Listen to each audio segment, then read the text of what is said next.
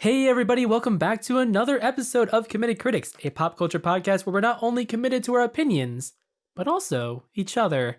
Aww. I'm Kevin Lau. I'm Ryan Davis. And I'm Zachary Wright. What's going on, boys? Oh, we're living a good day in this new world, this new year of 2021. Loving it. Loving, living, picking it up. Calm down there, Ariana. So, what's today's topic, boys? Today's topic is about something that you don't know about, Zach. That's comic books. Dang, harsh. I'm staring at you with judgy eyes right now. I know a little. I read 3 volumes. Yeah, and how old are you?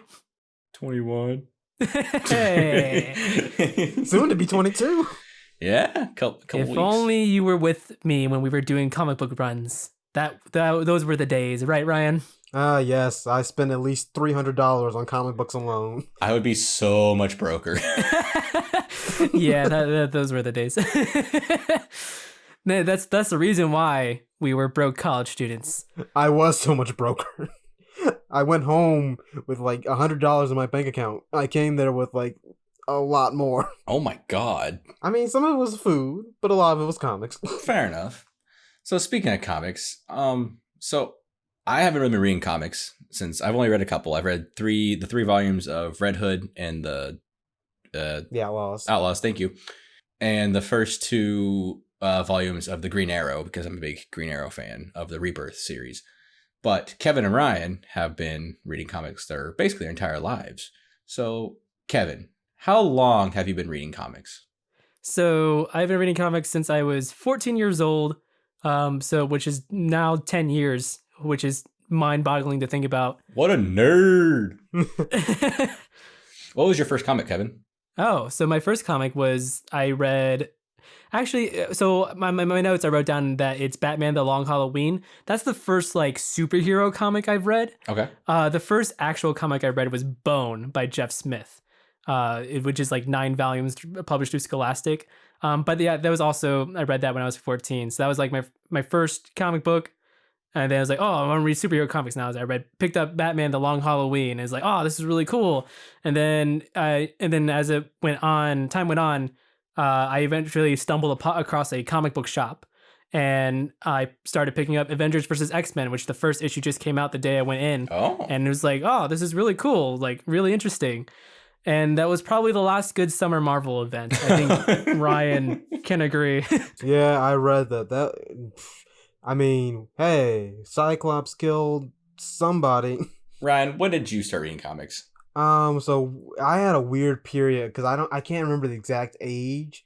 I know it was sometime in middle school, but my library, libraries usually have a comic section.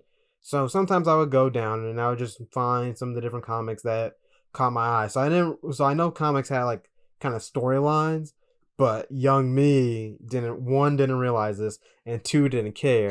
So I just pretty much picked up like whatever series I kind of like I liked. So like Teen Titans, because I grew up on Teen Titans. Justice League, again, I grew up on Justice League. And I kind of read a little bit of Fantastic Four. Other than that, I usually read like big event titles, so like Civil War or Flashpoint. So I wasn't really getting like into series until I got to college and Kevin drained my bank account. And then I started mostly following DC's Rebirth series because one, it was a very easy starting point, and I only had to go back and read a few things from New 52, but mostly I read like Superman, Batman, Red Hood and the Outlaws, more Teen Titans, more Flash, Green Lantern, etc. You read my entire Flash collection. I did read your entire Flash collection. That took a little time, but I am now a Flash fan because of it.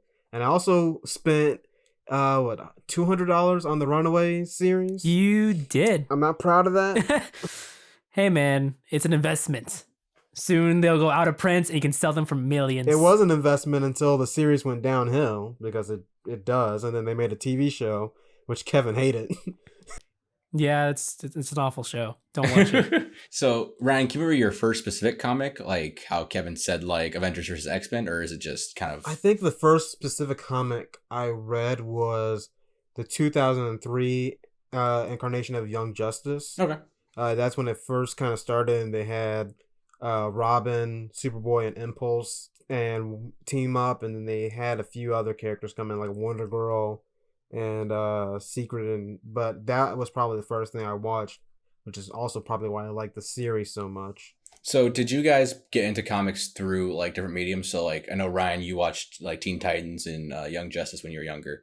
Is that what turned you on to comics, Ryan? Kinda like what I liked a lot of superhero stuff growing up. And so watching those shows, I was like, man, I want to like get more into these because shows end eventually. And I realized, oh wait, there's these things called comics. Mm-hmm. What about you, Kevin? Yeah, I definitely really enjoyed superhero stuff growing up, especially like the Spider-Man TV shows. You got the '90s show that kept airing on Disney, and then on Yeah. then That always be on at obviously 4 a.m. Then also the obviously the Batman the animated series, Superman the animated series, and Batman Beyond. I was always way more into Superman the animated series growing up, and then later on Batman Beyond. Never really cared for Batman the animated series, which is really weird. That's the one everyone praises. I'm the same way, Kevin. But so like I knew comics existed.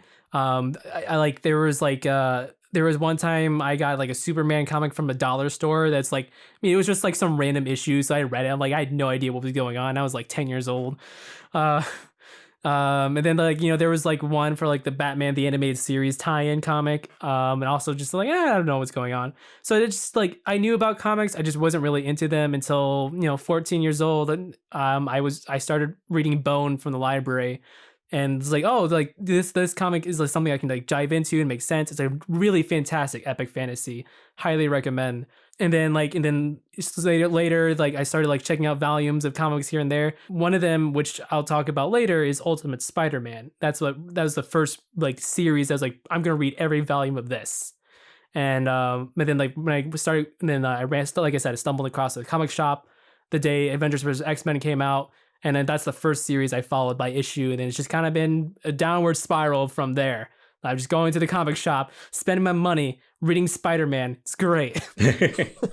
So I know for me personally, like I never, funny enough, I never grew up like watching, like I never watched Young Justice or Teen Titans when I was younger. I didn't really watch the animated Batman or Superman show or Batman Beyond. I was more of a Star Wars kid or Nickelodeon kid. Even more. Man, your childhood sucked. Yeah, a little dry sometimes. But when I really got into, at least you watched Avatar: The Last Airbender. That is true. I did love that show. Still love that show. But the biggest thing for me was, I think my first really experience into superheroes was the original Sam Raimi Spider-Man. Mm-hmm. So that's what got me onto superheroes, and then MCU came around, stuff like that. So when I got to college and you guys introduced me to comics for the first time, I was into it for the most part, just stuff I wanted to read. Like I really love the Red Hood and the Outlaws that Ryan let me read the first 3 volumes of. Yeah, and you say you like Green Arrow too. Yeah, the Green Arrow Rebirth series, because I watched the show, like the CW show Arrow a lot, and so I enjoyed that. And even watching his comic book roots, like seeing some of his comic book stories are actually pretty decent. Yeah, and the Green Arrow Rebirth, the artwork is actually really great too. The artwork is beautiful. Like there are some really good shots and like the Ninth Circle arc and stuff like that. They're pretty decent. I believe Stephen Byrne does the art for that series. Cool. So I know like Ryan recommended like me to read Red Hood and the Outlaws. That was my first volume. What would you guys recommend for like audience who wants to get into comics but aren't sure where to start? Ryan, you want to start with this one? Sure. So I guess I have a couple titles that I would think. One is a kind of fairly short one. I'm going a little bit different because I'm not actually recommending any DC or Marvel comics because I find it very weird. Kind of weird to jump onto some series. Like with DC, you kind of have to go back and look at other things from early in the series. So like even starting with Rebirth, they kind of tie back to the New 52, or they tie back to like comics that came out back in the 80s or the 90s. So yeah, I'm kind of going to go a different route. One comic I read in my comic book class that I took in college. Yes, kids, I took a comic book class in college. You can do that if you really want to. But I read this comic. I'm still jealous. I read this comic called Nimona by Noelle Stevenson. It was originally a web comic, which is interesting, but they made it a print volume, and it won. I can't remember what the award was, but it won like I think it was a Scholastic Award. Is it the Eisner Award? I can't remember. I don't have the book with me. I left it back in my apartment. But it's interesting because the story is about this girl who works as a henchman for a villain. Okay. And it's basically just the two of them kind of just. It's kind of them more goofing around than actually doing any villainy, because the villain doesn't want to kill anyone. He just wants to kind of cause general chaos and mayhem for the kingdom they're part of. And it's interesting because it blends fantasy and science together. Yeah. So I think it's a very interesting thing to jump on. And then another series I would recommend is, well, Kevin, actually, you go. I won't take up your time. So yeah, I have a short one and a long one for this recommendation. So the short one is the Groot miniseries, which is Zach plans to read soon. I gave him a volume of that for. He got it to me for Christmas, guys. Aw, he does like me. Oh, he's committed. So Groot from Guardians of the Galaxy, the big tree guy, says, "I am Groot." He has a couple miniseries. There's this one just called Groot. Which is only one volume long, which collects all 6 issues, which is really great.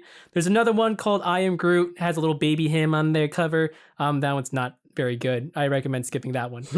But this Groot miniseries by Jeff Loveness, who is a writer on Rick and Morty season 4 and is actually writing the next Ant-Man movie, is I think a fantastic entry to the medium, because you don't need to have any prior knowledge of the universe in the comic book wise. Like if you've seen the movies, like all the way to Guardians of the Galaxy, you're good to go.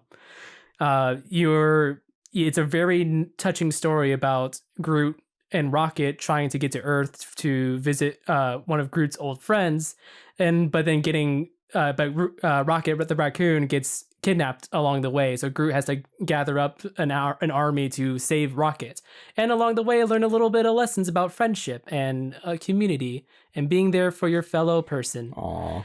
It's a really nice, very touching. I love it so much. I've read it like so many times. My longer recommendation, which is I highly recommend, is the Ultimate Spider-Man series by Brian Michael Bendis, which if you see Brian Michael Bendis' name on any other things, don't read him. It's not good. The Ultimate Spider-Man is his only good series. Although I hear his Daredevil run is really good, I haven't gotten around to that one yet. But Ultimate Spider-Man is basically an alternate universe. You're gonna deal a lot of that with comic books. I'm sorry, but this is an alternate universe that starts from the beginning of Spider-Man's origin story, set in 2001. So instead of starting all the way back in 1963 with Stan Lee's, good but kind of boring comic book style compared to nowadays, you get a more modern take with cell phones. And so it's about the origin of Peter Parker. It goes on for 160 issues and goes all the way to the end of the story and builds up to the creation of Miles Morales. Ooh, okay. Interesting. Cool. I do like me some Miles. Ryan, did you have one more recommendation? I did. Yeah. It's a series called Saga by Brian K. Vaughan, who's also known for The Runaways, which I enjoy. But it's also, interestingly, another series that blends science with fantasy. But I kind of describe it as if Star Wars and Lord of the Rings had a baby, they gave serious emotional trauma and an existential crisis to boot. And then also lit it on fire. Jesus. It's basically a story of these two people who are from opposing sides of a war.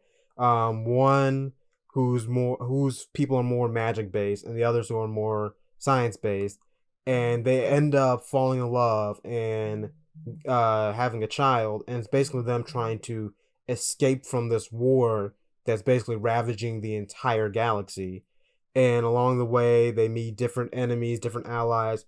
And it's basically like a story of just a family trying to survive in a galaxy that basically everyone is dying. Oh, wow. Like it's very jaded and I guess nihilistic in a way. Yeah. Because like all the characters are very much just like they're trying to live their lives, but they're also very depressed. So it's a prequel to Superman with Jor-El and his mom. Basically. I mean, it's a really long prequel. It's just interesting because I very much highly recommend it. It's a little bit long. It's currently 9 volumes. Right. Oh, wow. But I if you enjoy, It's ending soon too, I believe. yeah, it is ending soon. They finally were like, yeah, let's kind of wrap this up. It's very much, if you like Star Wars, if you like Lord of the Rings, it's very good because it kind of hits on those points. Just a little bit less. The heroes are not as heroic as you would think because they're a family. It's real life. Cool. I feel like we should add a quick disclaimer too that comic books are not just for kids. No, yeah, for sure. Saga is a very adult comic book. I believe it is rated like 17 up, I believe. It is. You will see a lot of blood. You might see like a tit or two or something. Ooh, spicy. Yeah, they're just drawn in there for some reason. But they say the F word. Brian K. Vaughan has a huge reputation in comics. He's won so many awards, notably for his series Why the Last Man, which is another good comic to start getting into. Actually has a show coming sometime soon through Hulu. About basically every animal with a Y chromosome, every male just dies. So only the women and females are alive, except for this one guy and his male pet monkey.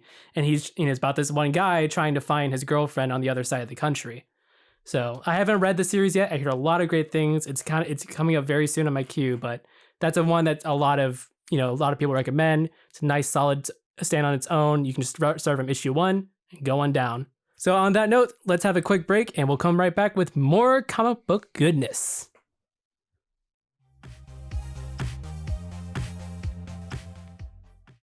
Looking for a spot to advertise your business, product, or service? You can have a personalized ad right here on Committed Critics. Email us at committedcritics@gmail.com for more info.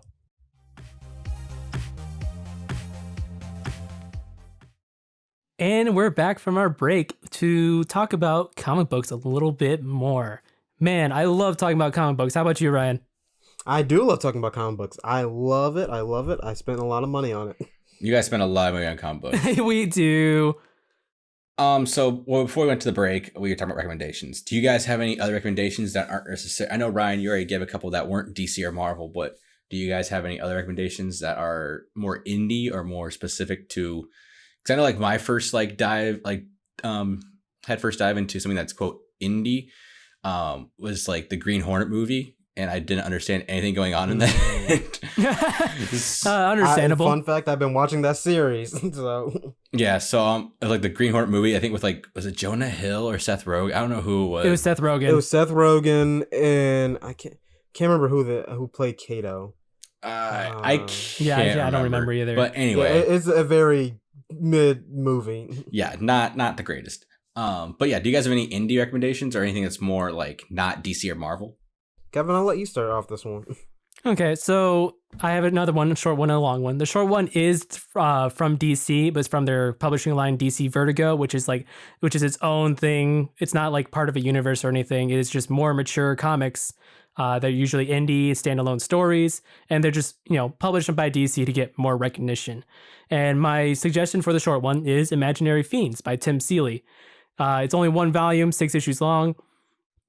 It's a nice, really spooky comic. It is about, it's a really high concept where like the imaginary friends that like kids pretend to see are real, and they're like alien parasite from another world that are trying to take over our world. So basically this woman who still sees her imaginary friend gets recruited by the Men in Black type people to take down the imaginary threat that's trying to take over the world and kidnapping children.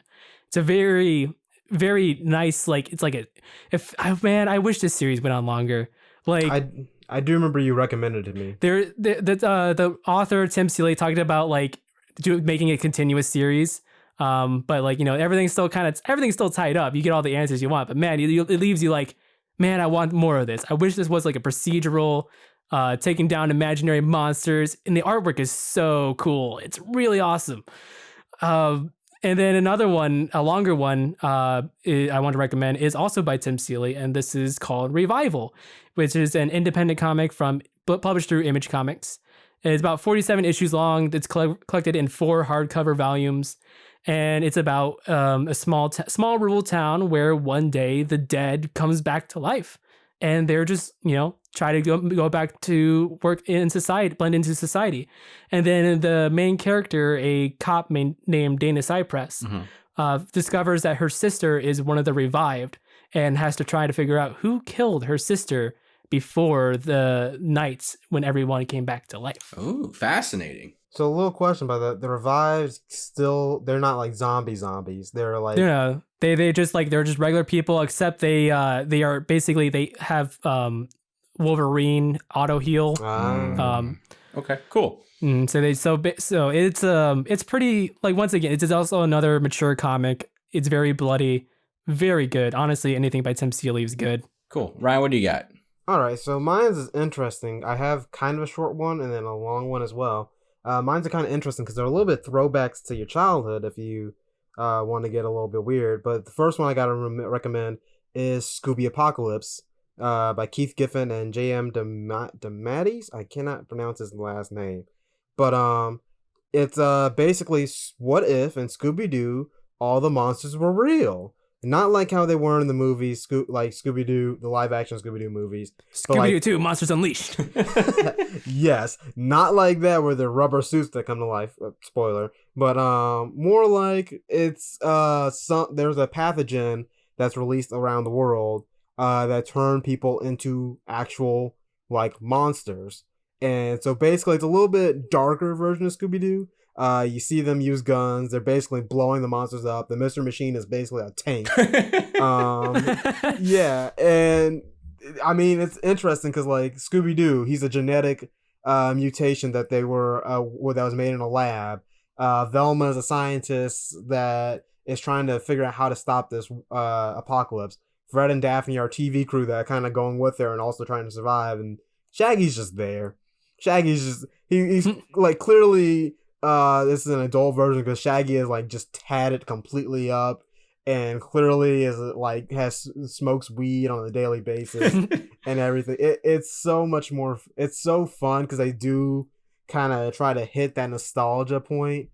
Scrappy Doo is kind of semi a villain because he just goes around trying to find Scooby Doo so he can kill him. Yeah, it's a weird thing, but. It's only 6 volumes. It's kind of short, honestly. It's like 36 issues. Mm-hmm. But it's interesting. I highly recommend if you want a little bit of nostalgia. And the other one I want to recommend is, again, nostalgia. It's Boom Studios' Mighty Morphin Power Rangers. Yes, I am recommending Power Rangers as a comic book. It is based off the original series that was on different networks, both in Japan and America. But this one kind of deals with it. It's a weird point in the series because it's like it's in that midpoint in the series when Tommy was a Green Ranger or whatever. If you know the series at all, but it's interesting because it goes a little bit more deeper than what the Power Rangers did because due to censorship reasons it couldn't go as dark. But this is basically what if they took the live action Power Ranger movie that just came out.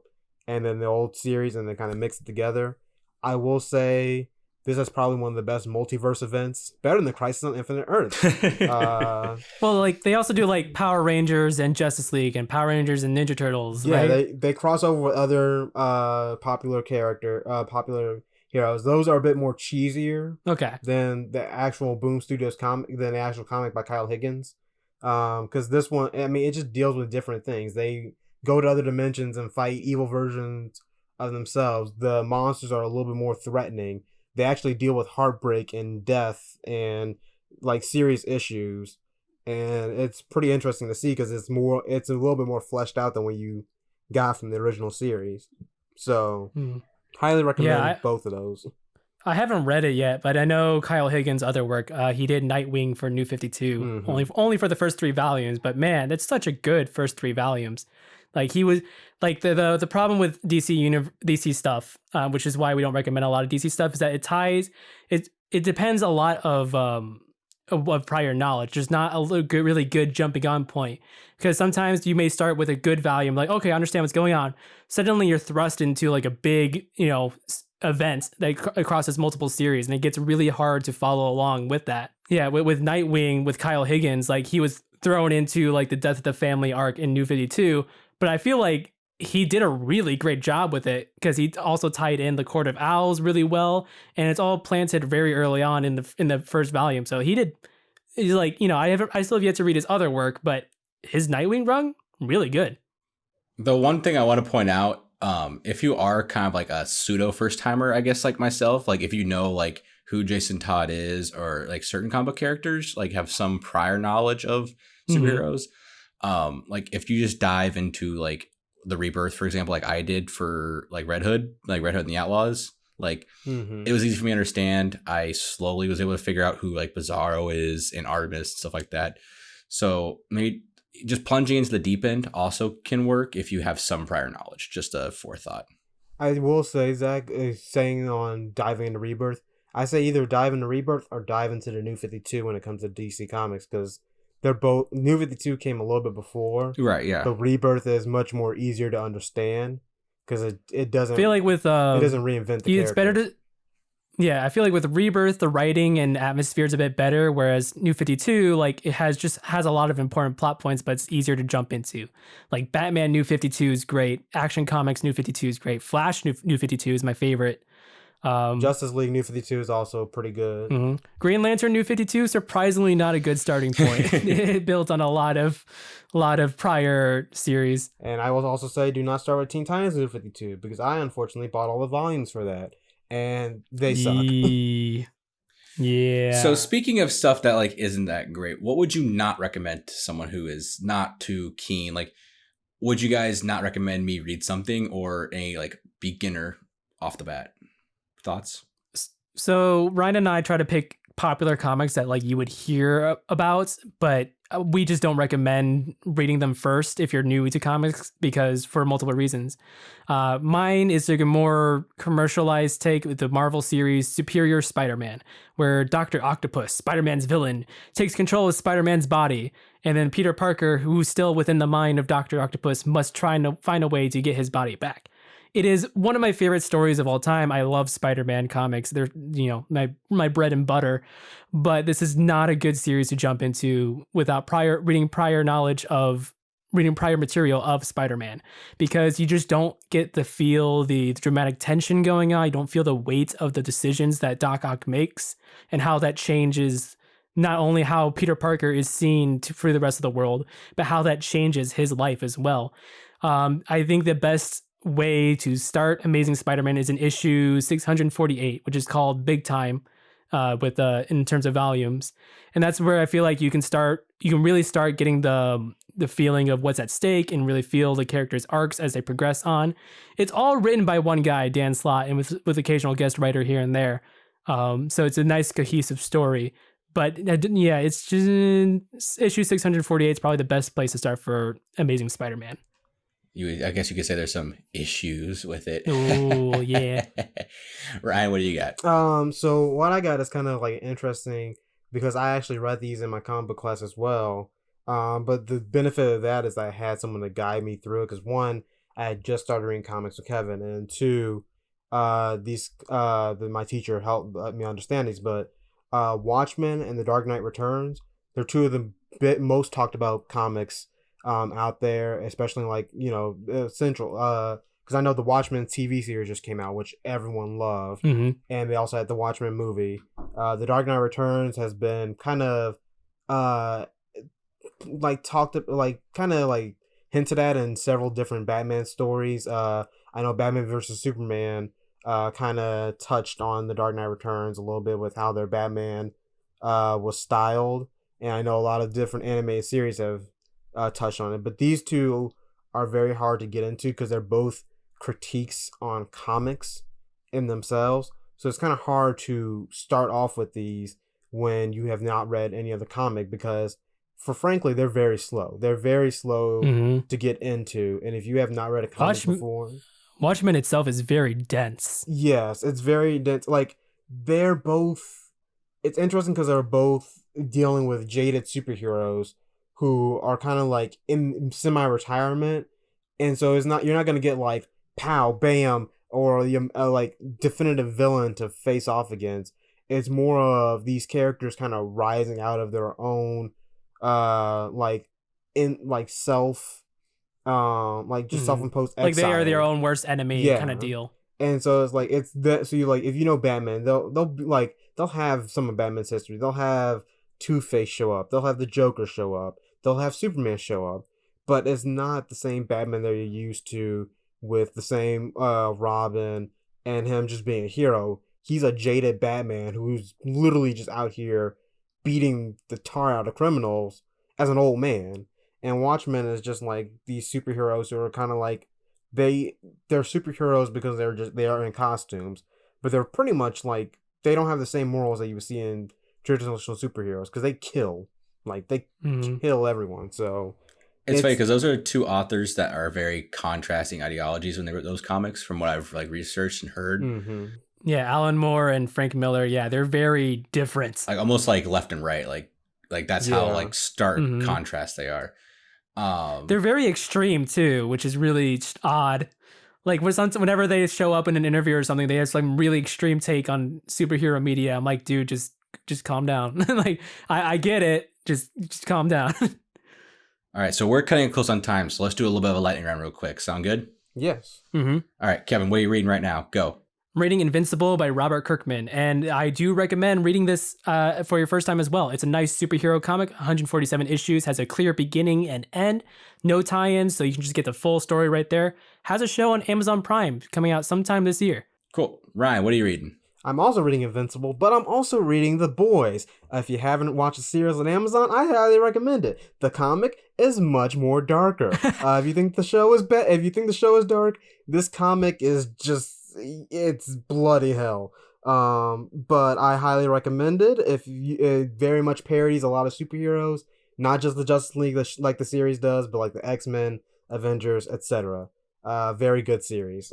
If you guys like this episode of the Talk About Comics, I do want to come back when Ryan's done reading The Boys, because I want to talk about the more of like dark for the sake of being dark, kind of like touched upon in Cyberpunk a little bit, but that's a story for another time. The last thing I want to ask you guys is, how do you guys get your comics? What's the best way to acquire a comic book? Through your local library. You will be surprised how many volumes they have, but also through an app, Hoopla, Hoopla. If you have a library card, you get, and as long as your library is partnered with Hoopla, you can get a bunch of comics through there digitally. And Ryan uses that all the time too, right? Yes, I use that, and then I also use Comixology is a good way to get into it. If you and you might have to shell a little bit of money for that. And then also if you want, just go to Barnes and Noble. There's a comic book section. Like you can find something. It might not be the cheapest, but it's there. Or just find a comic shop. Yeah, I would recommend also paying for comics, because it's not a quote dying art form, but they need their money. Everyone needs their money. Yes. Right. If you read it through Hoopla, even though no money's coming out of your pocket, the publishers still get money through the library. You can also, there's also DC Universe, which has all their entire digital collection for only one flat fee. And you can just read it issue by issue. You can start literally anywhere. It's a really great way to dive into DC without having to spend a lot of money and like juggle different volumes. But yeah, most of what we talked about, you can find on Hoopla. At least I'm able to find them. I can too. Awesome. Well, good job, guys. Nice. This episode has been brought to you by you guys, the fans, the listeners, supporting us this whole time. Thank you so much. You can follow us on Twitter at Committed Crits, that's COMMITTED CRITS. You can follow us on YouTube with Committed Critics, spelled the same way here spelled the same way there as it is everywhere. I flubbed that one up. Patreon is in the description. You can give us just $1 a month, and it helped us a lot. And special thanks to our sound engineer, Jordan Smearman, for being awesome. Woo! Thank you guys so much for listening, and we'll see you next week. Bye.